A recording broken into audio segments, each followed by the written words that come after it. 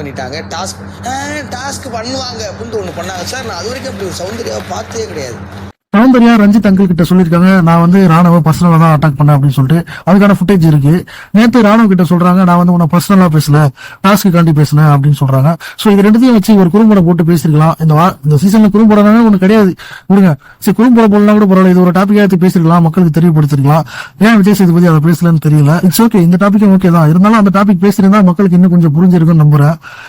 அன்னைக்கு அருண் சொன்ன டாஸ்க்கு செய்ய மாட்டேன்னு சொன்ன சௌந்தர்யா வெறும் ஃபேஸ் ரியாக்ஷன்ல மட்டும் காண்டத்துல எல்லாருக்குள்ளயும் ஒரு திமிரு இருக்கு இல்லையா, அன்னைக்கு அவங்க அந்த திமிரை வெளிப்படுத்துறாங்கன்னு நான் நம்புறேன். ஆல்மோஸ்ட் இந்த ஃபேஸ் ரியாக்ஷன் பண்றது யாராருக்கெல்லாம் இரிட்டேட் ஆகுது, கையை தூக்குங்கன்னு சொன்னதும் எல்லாருமே கையை தூக்கிட்டாங்க. கையை தூக்காதவங்க 3 பேர் தான். ஒன்னு அவங்க ஆளு, தப்பா எடுத்துக்காதீங்க, நான் அப்படிதான் சொல்லுவேன், அவங்க ஆளு ராயன். ரெண்டாவது பாத்தீங்கன்னா இன்னைக்கு வீட்டை விட்டு வெளியே போன ரியா. மூணாவது ஜெஃப்ரி சுத்தி முத்தி பார்த்தான். சரி, எல்லாரும் கையை தூக்கிட்டாங்க, நம்ம ஏன் தூக்கணும்னு தூக்காம விட்டுட்டான். ஏன்னா அவனும் சொல்லியிருக்கான் சௌந்தர்யா கிட்ட, நீ இந்த மாதிரி பண்ற மத்தவங்களை இரிட்டேட் ஆகுது, காண்டாகுதுன்னு சொல்லியிருக்கான். சொல்லி அவன் கை தூக்கணும்னா அதான் எல்லாரும் தூக்கிறாங்க, நம்ம ஏன் தூக்கணும் அப்படின்னு சொல்லிட்டு தூக்காத விட்டுட்டான். அவங்க ஆளும் சரி, அவங்க ஆளும் அட்வைஸ் பண்ணியிருக்காரு இதை பத்தி, இந்த ஃபேஸ் ரியாக்ஷன் பத்தி. அவங்க ஆளுக்கும் தெரியும், சரி நம்ம ஆளா போயிட்டாலே கையெழுத்து போனான்னு சொல்லிட்டு அவர் தூங்காத விட்டுட்டாரு. ரியா வீட்டை விட்டு வெளியே போயிட்டாங்க. அவங்கள பத்தி நம்ம சொல்ல வேண்டியதில்லை. அதான் வீட்டுக்குள்ள இருக்கவங்க பல வாட்டி பல விதமா சௌந்தர்யா கிட்ட சொல்லியிருக்காங்க, இந்த மாதிரி பண்றத நிறுத்திக்கங்க, இல்ல மாத்திக்கங்க அப்படின்னு சொல்லியிருக்காங்க. அப்பெல்லாம் கேட்காத சௌந்தர்யா இன்னைக்கு ஒரேடியா எல்லாரும் கை தூக்குனதும் சேதன் நான் சொன்னதும் நான் மாத்திக்கிறேன் அப்படின்னு சொல்லிட்டு ஜெஃப்ரி கிட்ட சொல்லியிருக்காங்க. வெயிட் பண்ணி பார்ப்போம் இனி ஒரு காலங்கள்ல அவங்கள மாத்திக்கிறாங்களா இல்லையான்னு சொல்லிட்டு. அவங்க ஆளு ராயன் பாத்தீங்கன்னா ஷோ முடிச்சதும் கார்டன் ஏரியால உட்காந்துட்டு அழுதுட்டு இருந்தாரு. கூட ஜாக் இருக்காங்க. சரி விடுங்க மச்சான், ஃபீல் பண்ணாத, ரியா வெளியே போனதுக்காக நீ அழாத அப்படின்றாங்க ஜாக்கு. இவரு நீங்க எத்தனை பேர் நோட் பண்ணீங்க தெரியல, நான் நோட் பண்ணேன். இவர் சைட்ல கை வச்சுன்னு கேமரால தெரியக்கூடாது வாய் முடின்னு, நான் ரியாக்காக அழுல அப்படின்னு சொல்லிட்டு அங்க வேற என்ன சொல்லியிருக்காரு. ஜாக் இந்த பக்கம் உட்காந்துட்டு எனக்கு தெரியும் மச்சான் விடு பாத்துக்கலாம் அப்படின்னு இவங்க சொல்ல, நீங்க யாருக்காக அழுதீங்க? உங்களுக்காக அழுதீங்களா இல்ல உங்க ஃப்ரெண்டை அழ வச்சுட்டாங்கன்னு சொல்லிட்டு அழுதீங்களா? எனக்கு ஒன்னும் புரியல.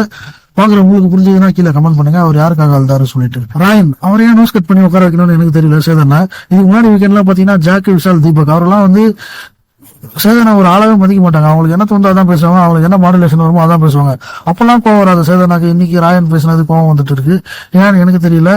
பொண்ணு சாக்லேட் கிட்ட வாங்கி கொடுத்தீங்க, பையன் பிரியாணி எல்லாம் கேட்டாங்க, பசங்களாம் உள்ள போச்சா இல்லையான்னு தெரியல. இப்படி உங்ககிட்டயே பல தவறுகள் இருக்கு அப்படின்னு நான் உங்ககிட்ட சொல்ல முடியாது. அதெல்லாம் மாத்தணும்னு நான் நினைக்கிறேன். மாத்தணுமா வேணாமான்னு வீடியோ பாக்குறேன், நீங்க சொல்லுங்க.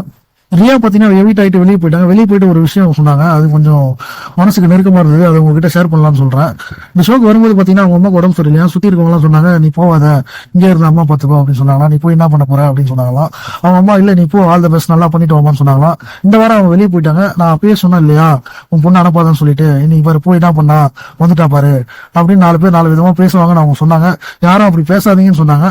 அந்த அந்த வேர்ட்ஸ் எல்லாம் எனக்கு ரொம்ப பிடிச்சது. ஏன்னு கேட்டீங்கன்னா அவங்களுக்காக சுத்தி இருக்க 4 பேர் சொன்னாங்க. ஆனா எனக்கு என் வீட்டுல இருக்கவங்களே சொல்றாங்க, நீ இதை பண்ண மாட்டே, இது உனக்கு வராது, நீ வேஸ்ட் அப்படின்னு எங்க வீட்டுல இருக்கவங்களே என்ன சொல்லும் போது எனக்கு அந்த வேர்ட்ஸ் எல்லாம் எனக்கு ரொம்ப டச்சிங்கா இருந்தது. சோ அதனாலதான் அவங்க கிட்ட ஷேர் பண்றேன். இன்னைக்கு எபிசோட் வேற ஒன்றும் பெருசா நடக்கல. வீடு மாறிட்டாங்க, ஆண்கள் அந்த போயிடும், பெண்கள் இந்த சைடு வந்துட்டாங்க. வெயிட் பண்ணி பார்ப்போம், இதற்கான விளைவு நாளைக்கு தான் தெரியும்.